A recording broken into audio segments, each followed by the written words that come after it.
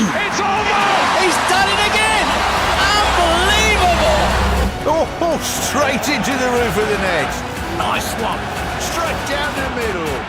So a good performance from both teams here. Hello, you're watching Firstpost. I'm Rupha Ramani. Let's get started.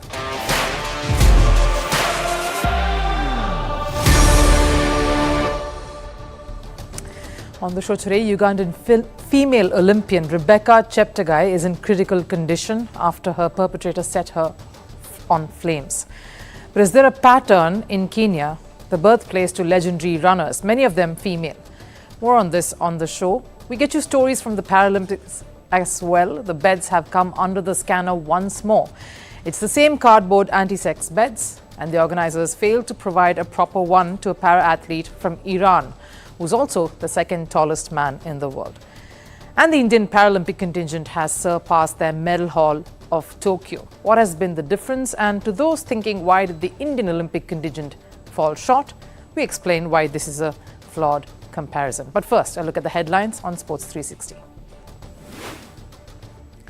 Starting with football, Argentina's national team has urged their fans to avoid discriminatory chants during the World Cup qualifier against Chile. FIFA could sanction Argentina with a reduced stadium capacity for future matches if such chants occur. The penalty would affect Argentina's next qualifier against Bolivia. Argentina's plea follows a video of Argentine player Enzo Fernandez targeting France after the Copa America win. That enraged France and many football fans the world over. Over in cricket, Pakistan's men's test team has dropped down to the 8th spot in the ICC's latest rankings. This after they suffered an embarrassing 2-0 whitewash at home to Bangladesh. This is Pakistan's lowest ranking since 1965, marking a significant downturn in their cricketing history. Russia's Tatiana Tomashova has received a 10-year ban for violating anti-doping regulations at the 2012 London Olympics. She has been stripped of her silver medal from the women's 1500 meters event. Tomashova is a two-time world champion. She's also among the 7 Russian athletes who were banned in 2008 for sample manipulation. Over in tennis and the US Open, 20th seed Frances Tiafoe passed the grueling quarterfinal battle against world number 9 Grigor Dimitrov. Of course, it did help that Dimitrov retired due to an injury. Tiafoe was leading 6-3, 6-7, 6-3, 4-1 at that point. Over in the women's draw, world number 2 Aryna Sabalenka reached the semi-final for the 4th straight year. She defeated China's Qin Wen Zhang 6-1, 6-2 in straight sets. And news from Paralympics. Britain's Sarah Story extends her record as the most successful Paralympian of the country. Sarah clinched her 18th Paralympic gold after finishing first in the women's cycling event. Out of her 18 golds, Sarah has won 13 gold medals in cycling and the remaining 5 in swimming. The 46-year-old is competing in her 9th Paralympics, having made her debut way back in 1992. Now, Africa is known for producing some exceptional long-distance runners. The continent has produced many marathon legends and middle-distance superstars. And one country in particular has been a key face for all these talents, Kenya. The country has been home to top athletes like Eliud Kipchoge, Faith Kipyegon, and Bridget Kosgei. And given Kenya's legacy in running, it would be safe to say that the athletes here, especially these athletes who put this country and the continent itself on the world map, would be worshipped. But forget getting worshipped, the same country is slowly proving to be unsafe, especially for their female athletes. Ugandan runner Rebecca Cheptege who recently in fact competed at the Paris Olympics, was allegedly set ablaze by her boyfriend in western Kenya's town of Endebess, the same town where Cheptege has built a home and stays with her kids. She lives in the Kenyan town to stay near the many training facilities. These are the facilities that help her prepare for sporting events like the Olympics. But little did she know that this decision would come to haunt her. The athlete suffered extensive burns and was rescued by her neighbors. She's currently being treated in a hospital in Eldoret and is in critical condition. The couple were heard quarreling outside their house. During the altercation, the boyfriend was seen pouring a liquid on the woman before burning her. Now, according to a police report, the two were fighting over a piece of land. The argument intensified and the man set Cheptege on fire. She's recovering in the same city, in fact, and that's the irony, that revolted and got the authorities to pull down a hideous statue that looked nothing like their legendary female runner Faith Kipyegon. It was a disgrace to her achievements and her stature. That's what the people of that city said. And now an incident like this. But here's the scary part. This is not a one-off incident. A country that is known for producing world-class runners has seen a pattern of these very female athletes being targeted often. Cheptege isn't the first woman athlete who has been subjected to violence in Kenya. There have been many horrific incidents in the near past concerning female athletes living in Kenya. Just 2 years ago, Damaris Mutua, a runner who represented Bahrain, was found strangled in a home with a pillow over her face. Just like Cheptege, Mutua was living in Kenya so that it would be convenient for her to train. Mutua also used to stay in Aithon and train with her boyfriend, who is missing ever since the incident took place. And just 6 months prior, before Mutua's murder, a decorated runner, Agnes Tirop, was killed in the very same town, Aithon. Her husband was charged with murder, and horrific details from reports suggest that Agnes was physically assaulted on many occasions right up until her death. And unlike Cheptege and Mutua, who were runners on the rise, Agnes Tirop was already an established athlete. She was a bronze medalist at the 10,000 meter event at 2017 and the 2019 World Athletics Championships. She finished 4th in the Tokyo Olympics. So clearly, if an athlete with her stature wasn't safe in her own hometown, what's to say of any of the others? And shockingly, all these incidents have been in areas around Eldoret, a place where athletes turn up to become Olympians because this has the best training facilities, the birthplace of running. From Eldoret to Aithon, a place famously called as home of champions and now Endebess. All the places known for producing Olympians, runners who have gone on to rule the world and are now under scrutiny for not being safe for these very athletes. But only the women. Because these three aren't the only female athletes who've been targeted in the near past. There are possibly many other athletes who come to Aithon from all across Kenya only to face the worst circumstances. An investigative report, in fact, speaks about one runner who wanted to battle poverty by becoming an Olympic runner for Kenya. She obviously wanted to keep her identity private. Her trainer happened to be her boyfriend, who engaged in the most toxic environment that completely broke her. From taunting her that she wouldn't win big to even threatening to slit her throat. This is just one story. There could be many more. And these cases alone show similarities of being targeted by the one person the athlete knows best. A gender-biased targeting resulting even in death, which is somewhat a reflection of the growing femicide in Kenya. Kenya has one of the highest rates of femicide in Africa. A report in 2020 suggested that an estimated 47 women were killed every week. The numbers, a 50% increase from those recorded in the last decade alone. But despite these numbers, the incidents concerning female athletes is even more shocking, because if a place like Aithon, whose identity is because of these Olympians and established international runners, is throwing up these disconcerting episodes, and the truth probably is more severe than it seems.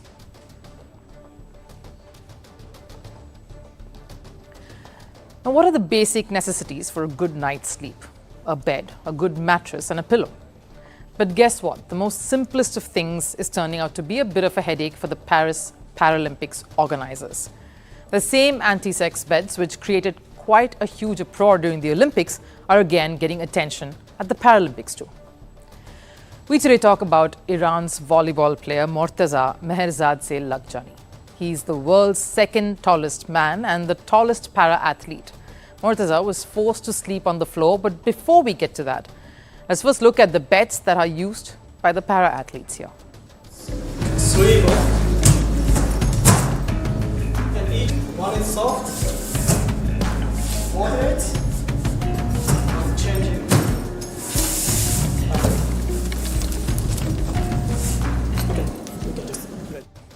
Now, it's the same small cardboard beds which were used at the Olympics. Paris is maintaining the same eco-friendly narrative at the Paralympics as well, but with a little modification. They've been installed at a special height, which makes it accessible for the para-athletes. All good, but what about the length? Because the person facing the issue is over 8 feet tall.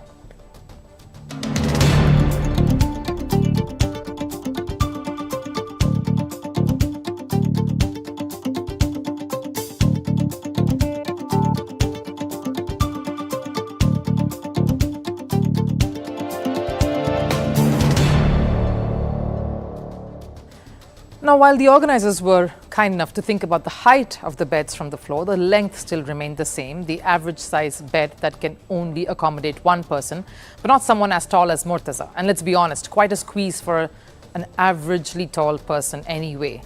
And Murtaza is an unusually tall person. Even while sitting on a chair, Murtaza is around 6 feet tall. So since the Iranian didn't find a bed of his size, he was forced to sleep on the floor.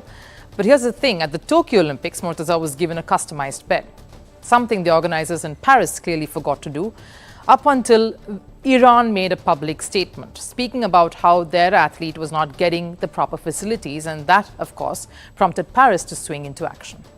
Since learning about the situation in the media, we are making available additional extensions. The situation will be resolved today. Of course, it's also learned that the organizers did try to make extensions to the bed once the complaints came in, but they did not work. So the organizers are trying to rectify the mistakes. But the issue could have easily been resolved much earlier, because it's not like the organizers came to know about Murtaza's requirements after his arrival. The player was already named in Iran's volleyball list, and no, Murtaza isn't an unknown face. In fact, you can spot him from far. If not by his sheer height and presence, his achievements speak before him. He's a two-time Paralympic gold medalist in sitting volleyball event, has won gold twice in Asian Para Games, has 2 World Championship golds to his name, and is a World Cup winner. He's one of the most celebrated volleyball players. How could Paris have missed this? Murtaza went to Tokyo as well. The previous edition, Tokyo had the same cardboard beds as well. That was during the pandemic. But they made sure they got a special bed made just for Murtaza, something Paris failed to do. Irrespective of his stature in the sport, especially when the very same beds created a bit of a furore at the Olympics, where many athletes complained they suffered sleep deprivation, improper sleep. Some even decided to skip the Games Village to stay elsewhere, the beds being one of the main reasons. And of course, some with little options, sleeping in open spaces too. Paris should have learned from this faux pas, because these are para-athletes. A private research conducted on para-athletes and their sleep patterns show that they tend to have poor sleep quality and sleep behavior compared to others. They suffer symptoms of insomnia, waking up through the night, movements during sleep, and overall poor sleep quality. It's because of the health issues they face and the injuries they are prone to, more than other abled athletes. So it was more essential for the Paralympic organizers to get this right, to provide the proper facilities for all of their para-athletes. Murtaza's coach, though, says the player has embraced the situation and was focused on his performance. He doesn't have a special bed, but he has got the most important aim in his mind. It doesn't matter for him whether he will lay on the floor or he's not going to have enough to eat. In any way, he has the mind to become a champion. Clearly, Murtaza wasn't too bothered about sleeping on the floor. More than the facilities, he's concerned about making his country proud. And it comes as no surprise, because Murtaza has seen and been through far worse. He's someone who spent 11 years all indoors, barely stepping out of his house because people stared at him because of his unusual height. He's a Paralympic champion now, so obviously people see him a little differently, but to Murtaza, it is him battling yet another challenge. He probably doesn't care about what the organizers provide him with. At the end of the day, all he would want to do is walk away with a gold medal and sleep in the comfort of his home as a 3-time Paralympic gold medalist.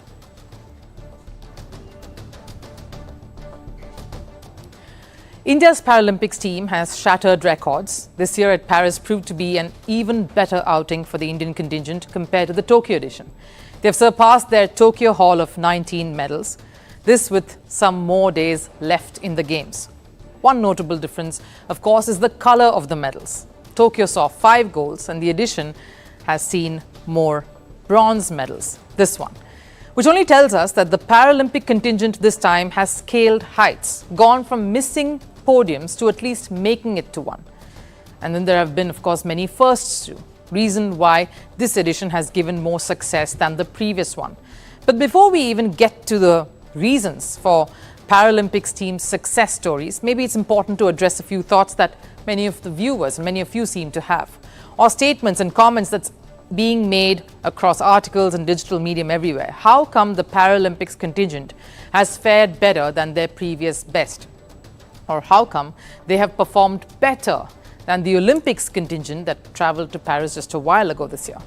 Now, first of all, any comparison of any kind is not just. And in this particular case, despite the Indian system being the same, and I'll tell you why. Now, while it is easy to compare India's Olympic performance to the Paralympics one and draw parallels and make jibes, history, tradition, and the whole dynamics of sport itself will tell you that it is a flawed comparison. The parameters, the challenges, the scope and competition itself is varied for both. Like an Olympian athlete himself says, while the Olympics showcases the human edge of performance, a Paralympics showcases excellence in the human spirit and will. The two games test differently abled athletes across different parameters. Plus, there are multiple categories in a Paralympic sporting discipline itself. So like they always say, comparisons never do any good, especially in this case. So what has worked for India's Paralympics contingent this time? Who are the stars who have fought against all odds to come out triumphant? We have to talk about athletics up front. This edition has seen a marked improvement in track and field, an area that has always eluded India. India has managed to win 11 medals in athletics events this edition. This is the highest that they have achieved so far. In fact, in the span of just 30 minutes last evening, India won 4 medals to take their tally crossing 20. So some standout stories are seen here too. Of course, winning a gold is the biggest achievement, and that went to Sumit Antal. There have been other strong performances too, whom we should mention, like Deepti Jevanji, who just made it to bronze in the 400-meter event of the T20 category. The 21-year-old tasted success in her debut Paralympics. The other prominent star has to be Mariyappan Thangavelu, a son of a daily wage labourer. He is the only para-athlete who has backed himself and worked hard enough to win medals back to back in 3 consecutive Paralympics editions, the first one to do so. He clinched bronze in the high jump T63 category, a phenomenal ride to the top and remarkable grit and consistency to stay there and get on the podium on 3 consecutive editions. And how can we forget Preeti Pal? The other major reason for India to excel in this Paralympics has been the contributions made by the large badminton contingent. The badminton contingent won 5 medals, including a gold. Some inspiring stories here too. Tulasi Simiti Murugesan, who battled deformity in her left hand to get to a podium in Paris. IIT graduate Nitish Kumar, gold medalist, went to being passionate about football, getting bedridden after being in a train accident that caused permanent damage to his legs, to getting drawn to badminton and now achieving glory. And of course, the young women lead the charge here too. Let's not forget it was Avani Lakhara who opened the floodgates, and 17-year-old Sheetal Devi, who may have missed out on the individual event but made India proud in the compound event with wheelchair-bound Rakesh Kumar. Those have been the faces of this campaign, and there's still more to come as India looks to wrap up this campaign of the Paralympics on a high.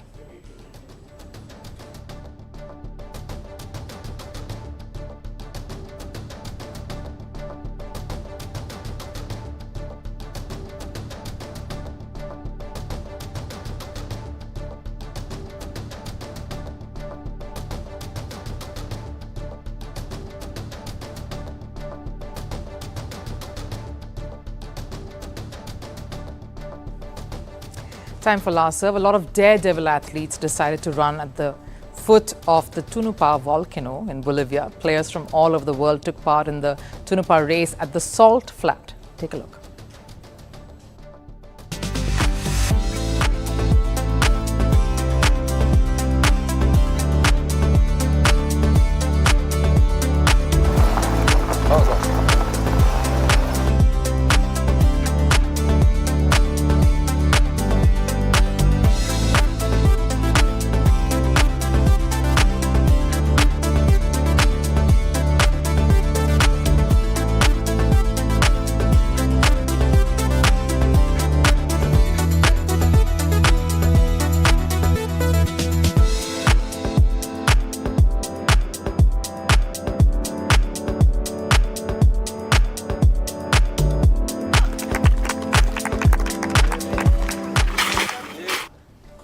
That wraps up First Sports here today. I'll see you again tomorrow. Till then, do take care. Bye-bye.